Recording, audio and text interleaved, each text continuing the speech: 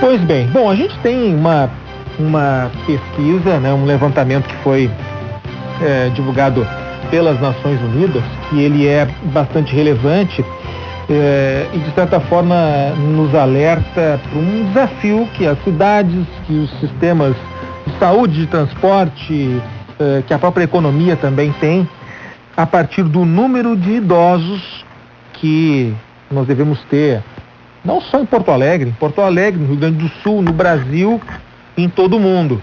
Isso porque um levantamento da ONU, né, uma tendência de crescimento do número de idosos em todo o mundo, e conforme um estudo divulgado, né, pelo Fundo de População das Nações Unidas, é de que a quantidade de pessoas com mais de 60 anos ultrapasse até a marca de 1 bilhão em 10 anos. E a gente imagina o desafio que todas as áreas deverão ter com esse número, ainda mais quando a gente fala de saúde e de qualidade de vida, né? E é por isso que a gente já tem o contato estabelecido, a conexão com o doutor César Luiz Diogo, geriatra do Grupo Mãe de Deus. Doutor César, boa tarde, obrigado pela atenção aqui ao Conexão Band, pensei em Manhã Bandeirantes agora. Boa tarde, doutor. Boa tarde, eu que agradeço o convite e pela oportunidade de falar desse tema tão impactante que é o envelhecimento populacional. E eu falando do senhor, eu pensei no Manhã Bandeirantes, porque há pouco antes no estúdio eu estava conversando com o João Garcia, que ele é o âncora do Manhã Bandeirantes, que também adora os temas relacionados à saúde, e a gente falando de como esse assunto pode gerar matérias, programas, demandas. E eu estava conversando com o Garcia, vamos focar mais em o Manhã Bandeirantes nesse assunto, que tem muitos aspectos para a gente tratar. E agora eu pensei no Manhã Bandeirantes, por isso eu lhe chamei. Agora, do ponto de vista de saúde, qualidade de vida, doutor, a gente já começa, a ciência, nossas estruturas começam a se dar conta já desse número, ou a gente vai ter que dar um aperto no passo para conseguir se preparar para essa realidade?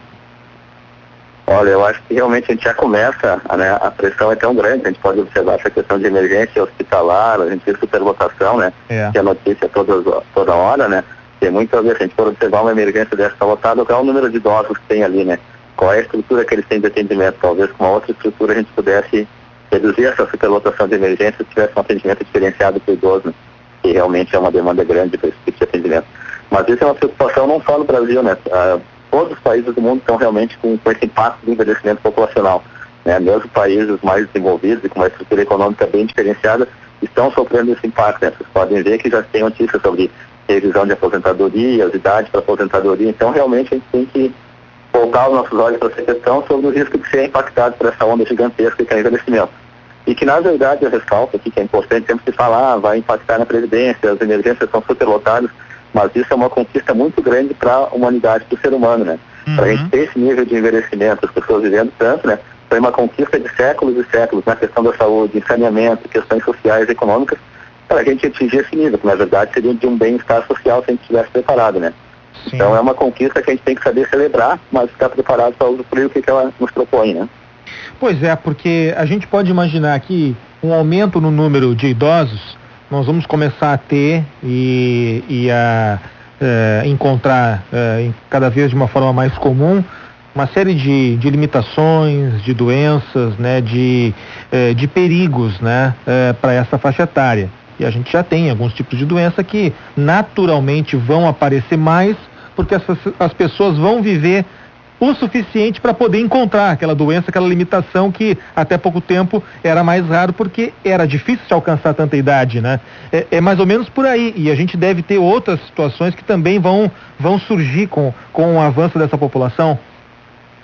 Exatamente, eu posso exemplificar com uma questão que a gente vê toda hora na mídia, já tem filmes, até novelas sobre essa questão, que é a própria doença de Alzheimer, né? Por que a gente vê tantas pessoas hoje com demência e até tiveram um certo, né, caos, assim, até mundial, né? A gente pode ver por quê? Porque as pessoas vivem mais, né? A doença, o principal fator de risco dela é o próprio envelhecimento. Então é uma doença que antigamente não se via tanto, ou até alguns chamavam antigamente de esclerosados, que eram casos raros, hoje a gente vê um número muito grande, né? Tem a ver basicamente com o envelhecimento. Assim como outras doenças cardiovasculares, outros tipos de doença osteomusculares, né? Mas é importante ressaltar também que envelhecimento não é sinônimo de doença, né? Envelhecimento, se a pessoa teve, né, um estilo de vida, faz seu acompanhamento médico periódico, ela pode chegar numa idade avançada em condições muito boas, né, de usufruir dessa questão do envelhecimento. Pois é, e aí a gente começa a procurar alguns caminhos, até para a gente cumprir aquele papel de prestação de serviço que o rádio tem, que a Rádio Bandeirantes em especial coloca como parte até da sua marca, que é dar a melhor orientação, dar a melhor dica, dar o melhor caminho para que o idoso, para que os familiares do idoso possam proporcionar condições, né, para se chegar onde for possível, dentro do histórico, dentro do que aquela pessoa vai ter de tempo, né, de vida, de atividade, e com a melhor qualidade possível. Hoje a gente já consegue ter e já consegue passar assim de uma forma tranquila hábitos, posturas ou até comportamentos, né, que vão um pouco além do coma isso e faça aquilo, que vão ajudar a avançar na vida e a manter uma boa qualidade, a manter uma boa atividade, a poder aproveitar ao máximo. Eu acho que é importante assim, a gente prestar atenção numa questão que é muito comum nessa área. Primeiro, que não existem soluções mágicas, né? A gente tem que atentar que existem muitos mercadores de ilusões por aí, né? Vendendo soluções mágicas para não envelhecer, ou para né? Que a gente sabe que envelhecer é um processo natural de qualquer espécie que existe no nosso planeta, né? Claro. Então a gente tem que procurar como chegar da melhor forma nesse processo de envelhecimento, né? É claro que existe a solução, quase todo mundo já sabe, muito difundida, né? Que essa questão que falou que até já é meio lugar comum, a questão da alimentação adequada, um estilo de vida, né, com atividade física, né? Evitar aqueles hábitos que são deletérios para o ser humano, o tabagismo, né, o uso de álcool em excesso. Então, são todas soluções que até já são bem difundidas, né? Eu gosto de ressaltar uma questão que muitas vezes a gente não se dá conta, é que a gente está envelhecendo diariamente, né? Então ninguém cai de paraquedas lá com 70, 80, 90 ou 100 anos, né? Ninguém acorda um dia e tem 70 anos, né? Isso, exatamente. Nós somos resultados das escolhas que nós fomos fazendo ao longo da vida. Inclusive num aspecto, não só do aspecto físico, a gente sempre fala de envelhecimento do ponto de vista físico e biológico, né? Mas quem trabalha com envelhecimento, como eu, sabe que existem outras questões que são muito importantes, e às vezes mais importante é a questão das relações sociais, por exemplo, né?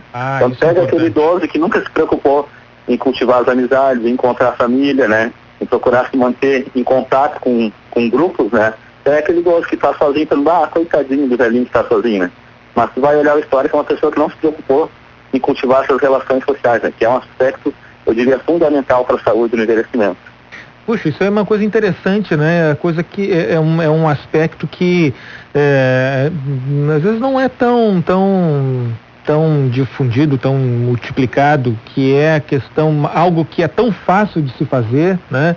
Que é estimular as relações, e o senhor falou, né? Manter os laços de amizade, manter os laços familiares, para não se descobrir em determinado momento da velhice ou da idade mais avançada, sem nenhuma referência, sem ter para quem ligar, sem ter com quem conversar. Exatamente, essa questão é importante não só para a saúde mental, é claro que uma pessoa que se relaciona com outra tem uma saúde mental melhor, mas até naquele momento de alerta. Poxa, o seu João está lá sozinho, não está aparecendo mais no nosso grupo, o que está acontecendo? Vamos lá ver o que está acontecendo com ele e de disparar o sinal de alerta que o seu João está precisando de ajuda, né? Então serve até nesse sentido de manutenção de saúde nesse aspecto, né?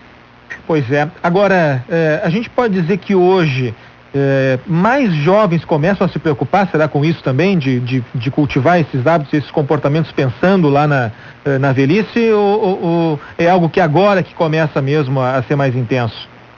Eu acho que cada vez nós vemos pessoas mais preocupadas com esse aspecto, né, e se preparando para o envelhecimento com uma qualidade de vida muito boa, né? Eu acho que eu sou um otimista em relação a isso, né? Acho que nós vamos chegar ali adiante com uma situação de envelhecimento melhor, né? Talvez mais saudável, não só do ponto de vista físico e biológico, né? Mas em vários aspectos. Nós estamos aos poucos nos preparando para esse envelhecimento melhor, né?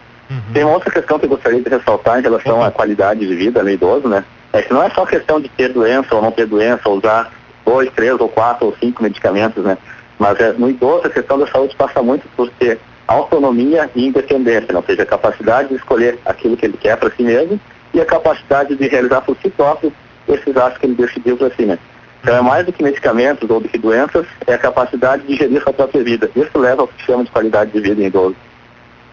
Muito bem. Bom, a gente conversou um pouco sobre esse número impressionante da ONU, né? 1 bilhão de idosos no mundo nos próximos 10 anos e os desafios que isso apresenta, com o Dr. César Luiz Diogo, geriatra do Grupo Mãe de Deus, entendido no assunto, enfim, é a área profissional que o doutor se dedica, é por isso que nos trouxe umas boas dicas e a gente deve voltar a esse assunto ainda aqui na Rádio Bandeirantes, que é de muito interesse e para todos, para idosos, para familiares, para jovens. É um assunto que vai nos dizer respeito mais cedo ou mais tarde. Doutor César, mais uma vez, obrigado pela atenção à Rádio Bandeirantes e até um próximo contato. Eu que agradeço, obrigado e aguardo. Acho que realmente nós temos muitas coisas para ser colocadas sobre esse assunto que é muito interessante e impactante. Ok, um grande abraço.